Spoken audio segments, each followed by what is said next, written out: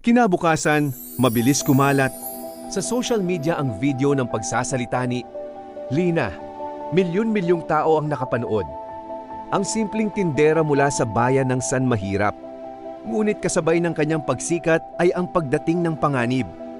Tinawag siyang rebelde, sinungaling, bayarang kalaban daw ng gobyerno. Isang gabi habang pauwi si Lina, may humintong itim na sasakyan sa tapat niya. Hindi lahat ng tao gusto ang ginagawa mo. Maigpit na napayakap si Lina sa kanyang bag, ngunit hindi siya umatras. Umalis sa dilim ng gabi. Ngunit alam ni Lina, simula pa lamang yon, mas lalong nagiging desperado ang mga taong matagal nang nakikinabang sa kanilang kahirapan. Kinabukasan, mas maaga pa sa karaniwan ang katahimikan sa San Mahirap. May ilan na ngumingiti. Sa munisipyo, mabilis ang mga kilos.